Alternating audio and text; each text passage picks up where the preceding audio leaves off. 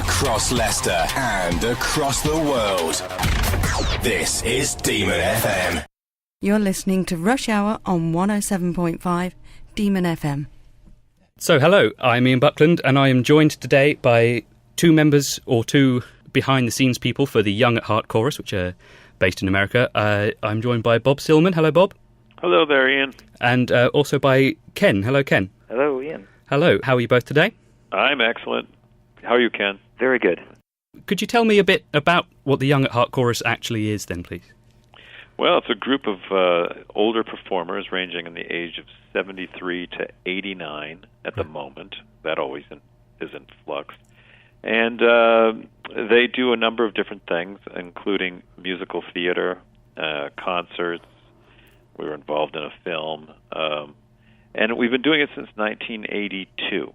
Right. And things have obviously changed a lot from the beginning back in 1982. But it's, it's an ongoing process that keeps on taking us in many different directions. Right. So how did it actually come about in the beginning then? How did you found it in the 80s then? Well, it was really, we got to credit this woman, Judith Sharp, who came up with the idea. She came to a meal site that I was working at where elderly people came to eat lunch and said, I can play the piano, can you get some people together? And that's what we did. We put out a call for people, and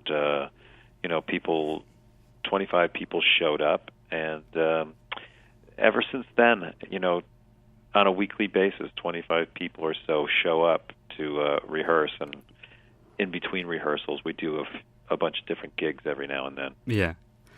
So you mentioned this movie that came about. I guess this is all tied in with how the chorus has gone from strength to strength since you founded. How did this movie begin? Well, that happened in London, actually. We were doing a piece staged by a group called No Theatre, who we've worked with from the very beginning. They staged our very first presentation in 1983 called Stompin' at the Salvo. But back in 2005, we were at the Lyric Hammersmith being presented by the Hammersmith and also LIFT, the London International Theatre Festival. And we had a show called Road to Nowhere, which was in a 2-week run there, and a couple of filmmakers came by. Actually, more than a couple. Lots of filmmakers were interested in the group at that point. Oh, right. We settled on these two, Stephen Walker and Sally George, who have a company called Walker George Films, and we eventually convinced them that the film to be made had to be made in our hometown in Northampton. And so they came back and they filmed the rehearsal process for making new music, and that's how that all came about. And it showed on British television back in 2006, and then had a theatrical release in America in the spring of 2008. Yeah, I believe it was. It's all old news at this point, though. I mean, the film is kind of yesterday's news in a way for us, because it's been a wonderful process, a lengthy process. But for the last year, we've really been focused on making this new theater work with No Theatre. Yeah. And Ken is the musical director of the piece, chose most of the music in the piece, and that's really what we're focused on right now. Yeah, it sounds like it's all coming on with strength to strength with the chorus then. So you're heading over for this international festival in Manchester, yes? July 4th we get on a plane. Right. And, we leave for Manchester, England. July 4th is a big day in America. It's Independence Day. So yes, of course, yeah. So you're heading away for that. And you're over for quite a long time, I believe, is it? Is it a couple of weeks of performances? We're there from July 4th to July 19th. Right, okay. So I guess it falls to Ken then to ask what sort of things will feature in this production, this performance then. Well, I don't know. You don't want to give away all the all the surprises or whatever, but I think that in some of the literature or whatever that's been put out there already, there's a Bruce Springsteen song in there. There's a Buzzcocks song. Just lots of different kinds of music from lots of different eras. Yeah. I didn't pick most of the music in the piece, but everybody's had their say, and even some chorus members, suggested a couple of songs that have found their way into the piece. Wow. And it's pretty cool. How is it, or what's it like arranging these kind of songs for people that may well not have heard them before then? Well, it's sort of surprising in a way because I didn't really know how things worked, before I was a part of the band in the chorus, but Yeah. they pretty much don't know the songs generally, and then oftentimes we'll all sort of learn it together as a group. Yeah. And it'll just be shaped by Bob or by the way that someone interprets the song, and it's a really organic process actually. Yeah. And most times, it's not like we play the song for everyone to listen to and then we try to mimic something. It's not that way at all. They really have no idea how the song goes, and we all just play it as a live band. And even some of us may not even know how the song goes at the beginning.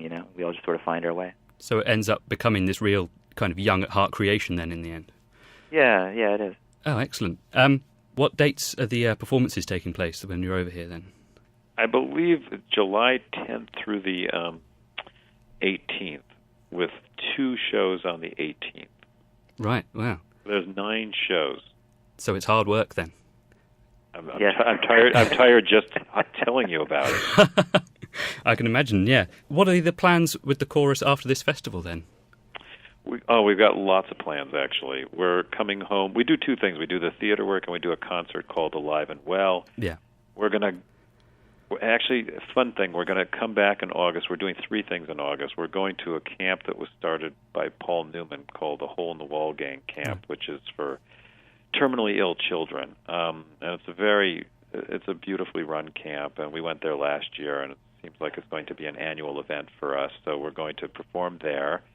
We're going to perform in this beautiful theater that's about 45 miles from our hometown in Pittsfield. It was just sort of renovated. It used to be a theater that was fronted by a hardware store, and then all of a sudden they decided, hey, let's turn it into a real theater, and they built this gorgeous theater in the Berkshires. You may have heard of the Berkshires, where Tanglewood is, but it's in the city of Pittsfield, the Colonial Theater. So we're performing there, and then we're getting involved with a performance that Ken has been involved in this performance for years called Trans Performance, where local bands come together to take on a theme of some sort. And this year we're doing Woodstock because it's the 40th anniversary of Woodstock. So Young at Heart's doing 10 to 12 minutes of Jefferson Airplane. Oh, right. So all the bands play bands that were at Woodstock. So we're going to do Jefferson Airplane. And then we get right back to End of the Road, and we're going to take the theater piece to Rotterdam and Ghent from September 14th to the 28th. Right. And then we come back here and do a bunch of concerts for Alive and Well. So we're real busy. We took a year off of not touring, and now we're going into a year of only touring. So it's going to be a momentous sort of shift for the group. Yeah. A lot of hard work and preparation then. So you're now playing... Our tour manager, who you know well, Diane Porcello, is going to be very busy. Yeah. Well, now you're playing to these international audiences then, aren't you? So... Well, we always played to... Actually, we played to international audiences before we played to American audiences. Oh, right, yeah. The work has... it was really started in Rotterdam in 97, and for 11 years we performed almost exclusively in Europe and Australia, Canada. We never performed in America. And when the film came out, we started getting some gigs with the concert in America. So in the spring of 2008, we did a number of gigs in America. That was a lot of fun for us. Oh, excellent. So if people want to hear or find out more about the chorus before this festival over here in Manchester, you've got a CD and a DVD, I believe, yes? Yeah, we have all that stuff. You can Google Young at Heart and or go to YouTube and you can hear them, and you can go to iTunes and buy songs that way. Yeah. I believe our CD, Mostly Live, is available in some record stores in England, although I don't know which. Oh, right, okay. And, but, there's nothing like seeing Young at Heart live in performance. So I think whatever you see in the film or hear on CD or anything is becomes totally superfluous when you see them live in performance. Yeah. So I would encourage people to take the opportunity and come to Manchester, because it's going to be very special.